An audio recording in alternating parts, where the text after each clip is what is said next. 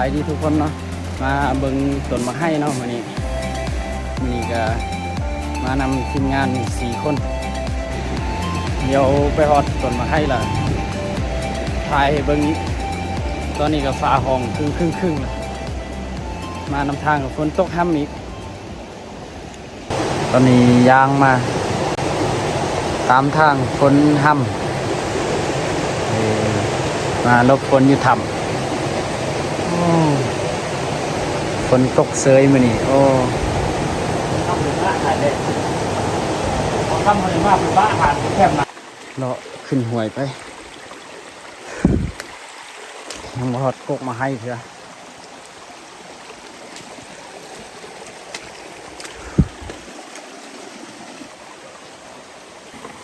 เอาตอนนี้1 โมงพักกินข้าวก่อนไปต้นมะไห้ต้นมะไห้อยู่เทิงนี่แหละกินข้าวอยู่แคมห้วยก่อน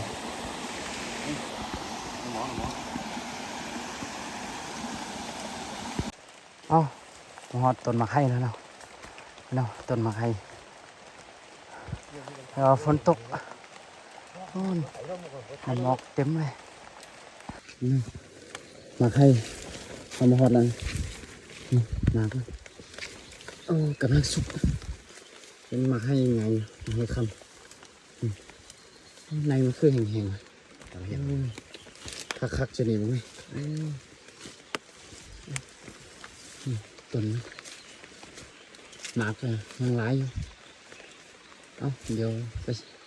ขึ้นไปหาบนนังกันนะตอนนี้เรากับแป้งบนนังแล้วเนาะ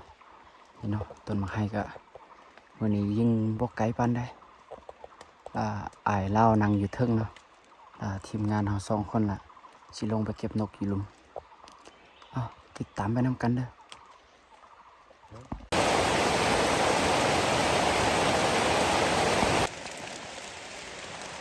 นกเป่าจับอยู่พุ่นมอกกให้แล้วฝนตกเดือนลำบากสุดนกเป่าประมาณ10 ตัวเนี่ย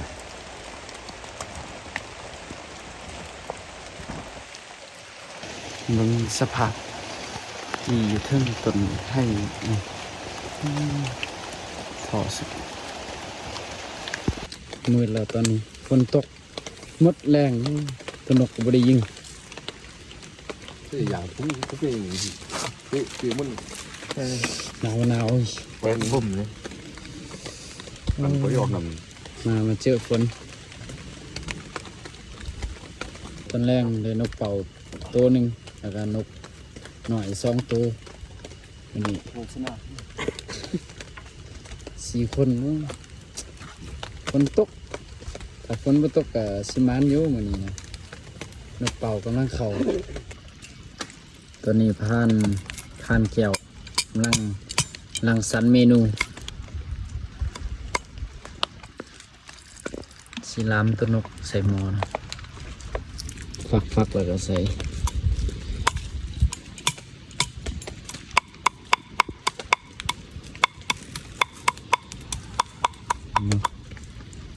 บนเขาพักมานี่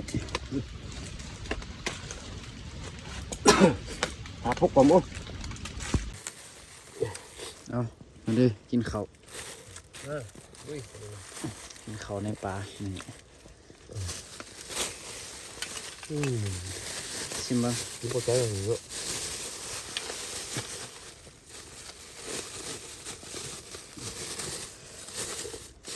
แซ่บบ่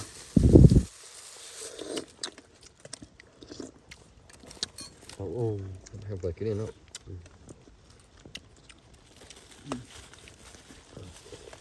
อันนี้จะเอากินหนึ่งไปว่าเขาไปแล้ว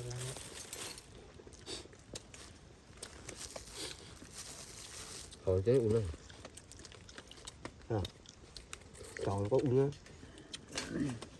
ต้องหอมจัง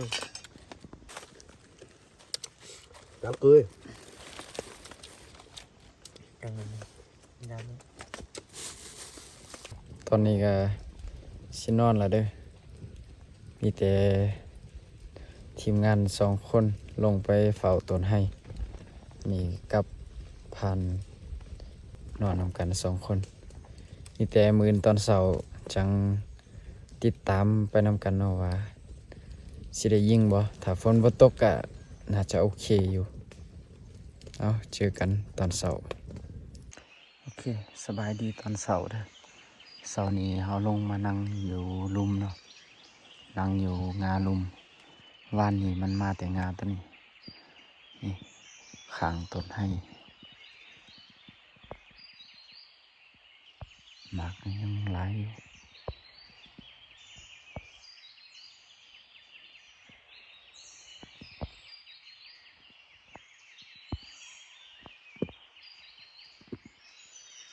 เอาเดี๋ยวติดตามไปนำกัน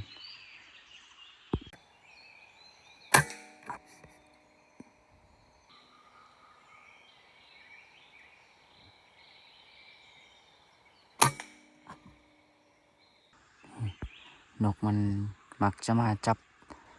เขตนี้แหละเดี๋ยวสิมาดักทางนี้แล้วต้นให้อยู่บนนั้นเนาะต้นให้หันหน้าให้อายเขาเฝ้าต้นให้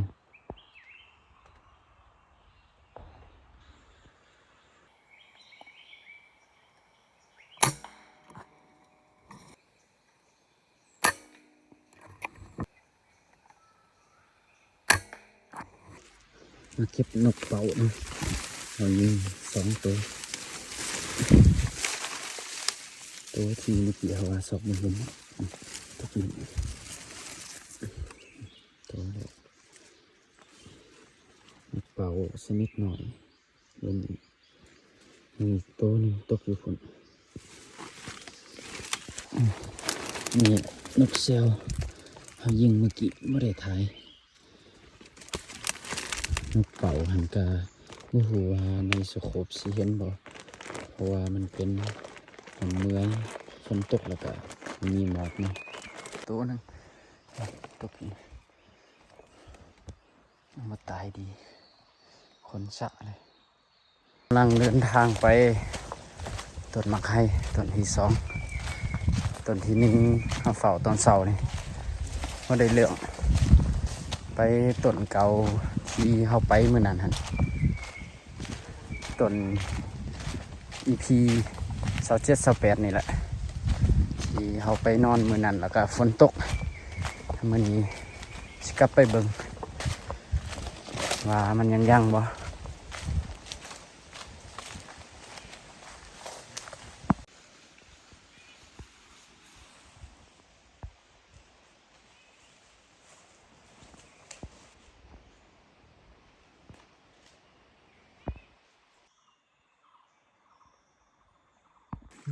มาห่วย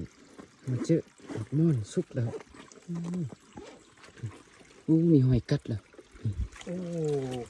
นี่ทุกพี่น้องทุกคนแบบม่อนสุกแล้วกำลังกินคักเลยพอไปเห็นเลยไหนก็เป็น พี่น้องต้น อะไรนี่นะบ้านมาไหน พี่น้องต้นมัน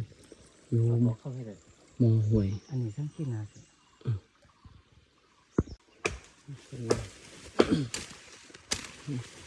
นี่แล้วต้นมาให้ต้นเก่ายิงตอนนั้น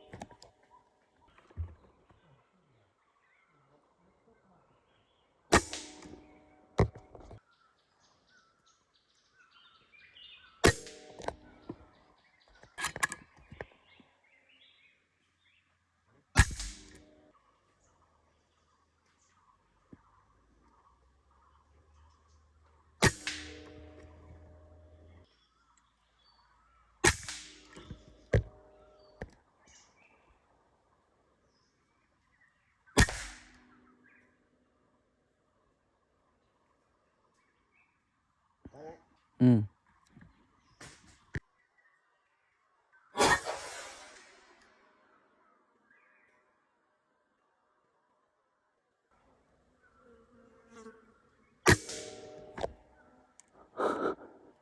โอเคเนาะตอนนี้ก็4 โมงแล้วเนาะเขามานั่งเฝ้าต้นมักม่อน ส่วนต้นมักให้นะให้อายเล่าเฝ้าเนาะให้เล่าเฝ้าคนเดียวมักม่อนก็กำลังสุกเนาะมาก็บ่ค่อยใหญ่ปานใดเนาะเป็นหลายเลยเต็มต้นเลยเอาติดตามไปนำกันเด้อว่าสิมีกระหอกเขาบ่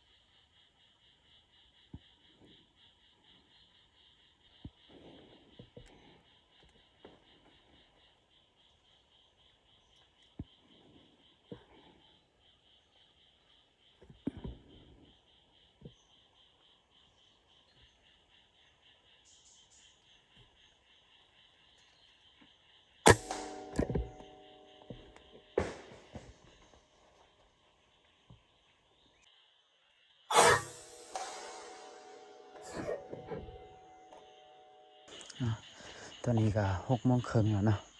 เขายิงหอกตกตัวหนึ่งมันบินหลังแซว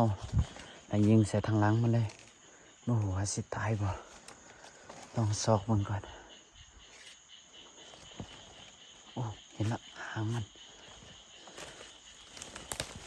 โอ้ยังบ่ตายโอเคได้แล้วเนาะ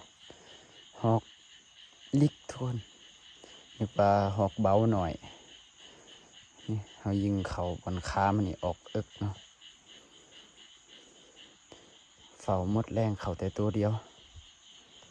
อ่ะเดี๋ยวเขาสิกลับไปหาทีมงานก่อนเนาะได้ยินผู้หนึ่งเล่ายิงหา6 บาทคนที่ไปกลับไปเบิ่งทีมงานบาสิมานอยู่บ่เฮานี่แรงนี่ตัวเดียว ตอกงานเทิงอันไหนนึง มาเก็บต้นนกสวยอันในพาน บ่เห็นเนี่ยมันรับกบเลยมันรับกบมันเนาะที่นี่แหละ ในพานเฮายิงตัวหอกตุกนี่สมองแตกอยู่นี่เห็นน่ะเด้อตัว ต้น หอ นั้ ก นก็หอกมนนั่นแหละเงาโอ้ต้นน่ะเอาเงากูเหนียวเหมือนมาเขาตุ้มเนี่ย หอกหมนเนาะ นี่ หอกลิก มันมาห่างลมนี่เนี่ยขึ้นมาเห็นมดเนี่ย คือมาตั้งดีกว่านะ นี่อ๋อมาแค่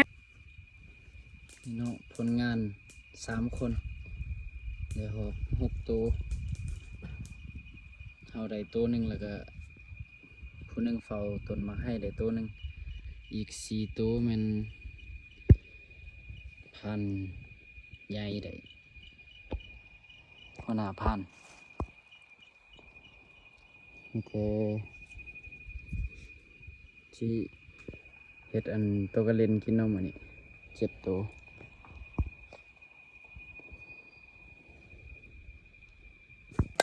เนาะพันเกี่ยวกำลังลาบตัวหอก ตาบอกรับนกไปสิมั้ง ตุ่มเพียหอกใส่ลับเต็มหม้อเลยโถครับช่วยใส่หอกใส่ลับ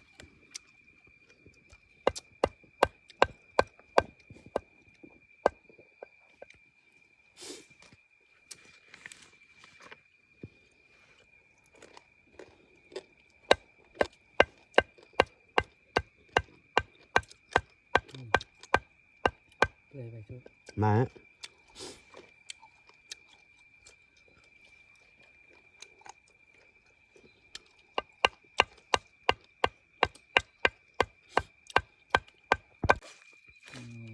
อดเลยลาบหอก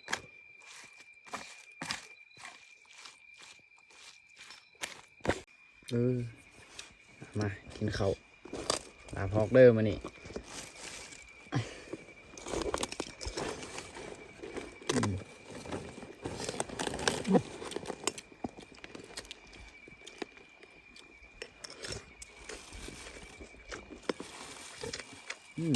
ใส่เกลือหลายเถอะ อันไหนเข้มอันนี้เข้มไหมบนที่เข้มเลย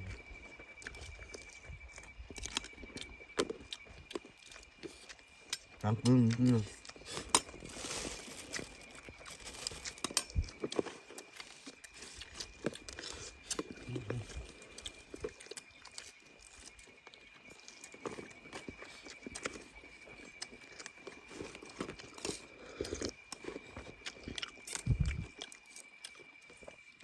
เนี่ยทองในทองอันฝันแล้ววงอยู่ไม่ได้กินลาบดิบ มันคายกันก็ ฝอยมัน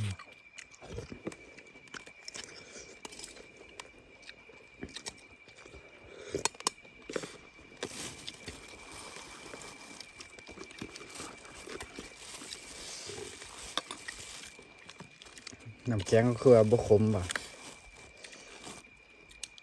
คมชุดตัวนี้กินแล้วก็กินตัวจ้างเยอะแ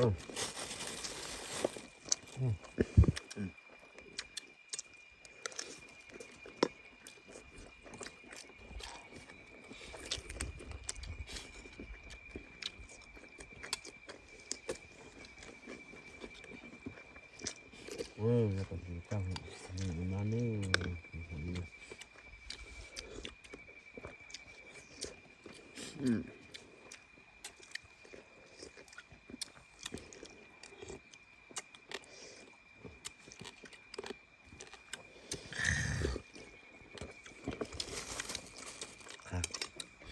ขาเข้า โอ้เป็นร้อยใช่ป่ะแก่ข้าว ไข่ขึ้นมาแล้วก็ นี่เข้าแล้วหมูคนไอ้ตัวมันนี่หินเจ้าจะไผ่แดงนี่ยังไล่เนี่ยอันนี้มันไล่แล้วหมูคนเนี่ย หมกละห้ามกำมันจะ ตอนนี้ก็10 โมงแล้วเนาะพากันนอนน่ะนี่มัดเปนอน2 คนแล้วเขาสินอนหั่นวันนี้เอาทุ่งนอนมาวันนี้คืนที่2ละ เกิดหินมาเลยเนาะ เราแต่เจอกันมื้อวันเสาร์ มือนี่ฮับกับก้ามือนี่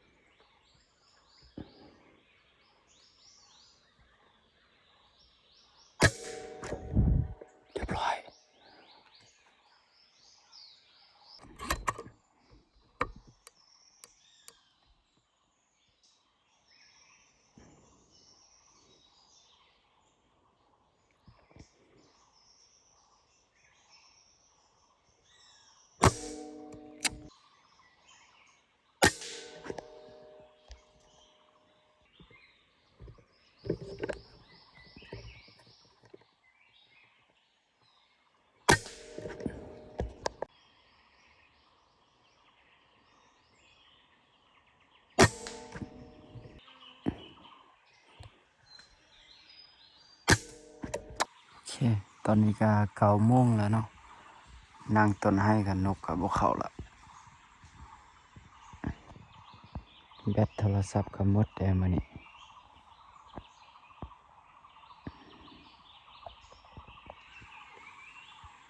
เนาะทีมงานเฮายิงได้มื้อเช้านี่ทุกเงินมันอยู่มุมมอง เอามากินข้าวมื้อที่3กินข้าวแล้วออกเดินทางไปหาต้นหมากต้นไม้มื้อนี้นี่ กลับเด้อว่า ตรงอบใส่ตรงเงินมื้อนี้ครับ นี่ดู มีใหม่กินได้ ขอตรงนึง แซ่บๆอีก